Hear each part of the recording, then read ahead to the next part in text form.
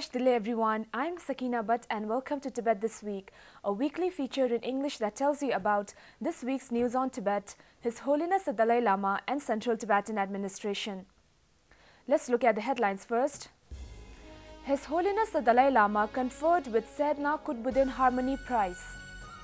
His Holiness the Dalai Lama graces 50th anniversary of Central Institute of Higher Tibetan Studies in Sarnath.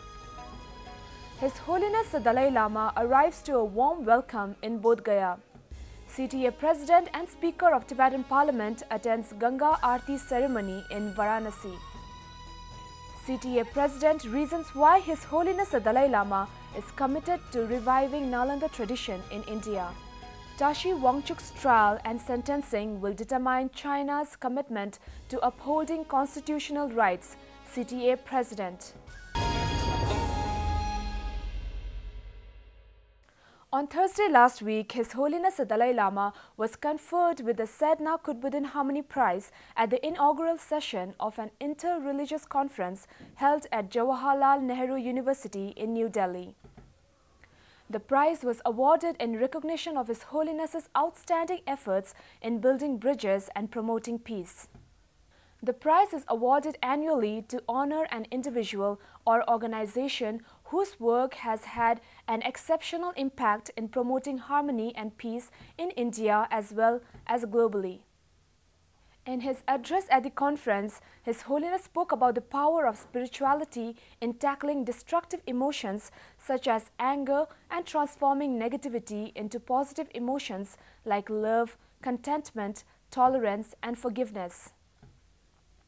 On Monday this week, His Holiness graced the Golden Jubilee celebration of Central Institute of Higher Tibetan Studies in the holy city of Varanasi and said that, given that this is an institute of learning, is the need to constantly shake up our brains. The best way to do is to make sure that we are not fixated on single point of view. We must develop multifaceted reality, which then throws up all sorts of angles of approaching a situation. In order for us to utilize our brain in a constructive way, the brain and education alone is not adequate.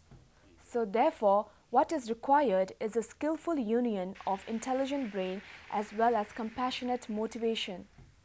His Holiness also spoke about the Sanskrit and Pali tradition of Buddhism and the general acknowledgement of Tibetan Buddhism as the heir to the Nalanda tradition of ancient India.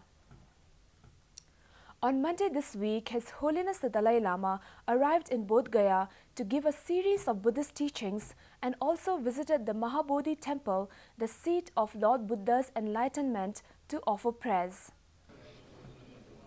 According to reports, His Holiness's security umbrella at Bodhgaya far exceeds the total sanctioned strength of the district police, which is less than 2,000. Besides heavy police deployment, the height of Mahabodhi temple's boundary wall has been raised to meet the requirement of foolproof security. E-rickshaws would be plying in the area near the shrine and a control room too has been set up to monitor everything. The Tibetan spiritual leader will be in Bodhgaya till 16 January to give a series of Buddhist teachings. On Sunday this week, CTA President Dr. Lobsang Singye and Speaker Khenpo Sonam Temple of the Tibetan Parliament visited the sacred Ganga River to attend the Ganga Aarti ceremony. In response to the media asking for a message to China on the occasion of the New Year, Dr. Singye wished for democracy, freedom of speech and free media in China similar to the one enjoyed in India. The Ganga Aarti is performed every day in the evening and has been in practice for the last 26 years. President Dr. Singye, while speaking at the 50th founding anniversary of Central Institute of Higher Tibetan Studies at Sarnath, Varanasi, reasoned why His Holiness the Dalai Lama is committed to reviving the Nalanda tradition in India. Dr. Singye explained that the Chinese government has destroyed almost 98% of the Tibetan monasteries during its brutal occupation of Tibet in 1959. It was an attempt to completely annihilate Tibetan Buddhism. However, after coming to exile, His Holiness the Dalai Lama has successfully revived Tibet's Buddhist heritage from the ashes of China's destruction. Not only did His Holiness revive Tibetan Buddhism in exile, he also made sure that this tradition is strengthened in the lower Himalayan regions who share the Tibetan Buddhist culture. Today, Tibetan Buddhism is flourishing all over the world, and this is an indisputed legacy of His Holiness the Dalai Lama. Dr. Singye remarked. The final plan is to revive Nalanda tradition in India. Why India? India is the land of origin of Nalanda tradition, where all the great masters of Nalanda tradition from whom we learned and revive Nalanda tradition in Tibet. And as I said, oddly to China, why? Because oddly, China has become the largest Buddhist country in the world, and India has become the smallest Buddhist country in the world. So it's only fitting that Nalanda tradition should come back to the land of origin, the land where Buddha walked around and spread Buddhism in the state of Bihar, in the state of UP, in the state of Gujarat, in the state of Orissa, so on and so forth. And this is missing. And why we need to revive Nalanda tradition in India?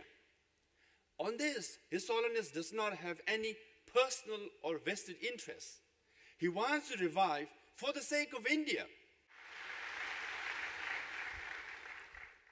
Dr. Singye underscored the Kasha's 550 vision and said that this institute can contribute significantly in making the 550 vision a success by strengthening Tibetan language, reviving Tibetan Buddhist culture and sustaining the Tibetan movement in the long run. Tashi Wangchuk, Tibetan language rights advocate, was tried this Thursday for allegedly inciting separatism. The trial took place at Yushu Intermediate People's Court in Shanghai province.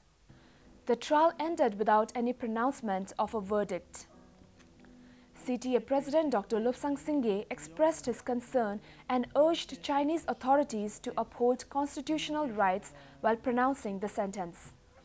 Tashi Wangchuk, on his own volition, advocated for a constitutionally guaranteed right, that of bilingual education of Tibetans and ethnic minorities. His trial and sentencing will determine largely whether the Chinese government is committed to upholding the internationally recognized laws and domestically accepted rule of law in China. Dr. Singye said. Tashi Wangchuk was detained on 27 January 2016 after appearing in a New York Times video in which he advocated for the rights of Tibetan to learn and study their mother tongue. 从2009年到现在，有140多个人的自焚，他们自焚不仅仅是为了自己家里的一点事情，或者说是点别的事情，他们也同样，我相信他们也同样看到了民族文化的消失和这些问题。 但是我们没有渠道去解决这样的问题，但是我这一次是想通过中华人民共和国的法律手段来解决这个问题。 He was formally charged with inciting separatism in March 2016, despite his stance that he doesn't seek to separate Tibet from China. So much for this week. See you next time. Have a great weekend.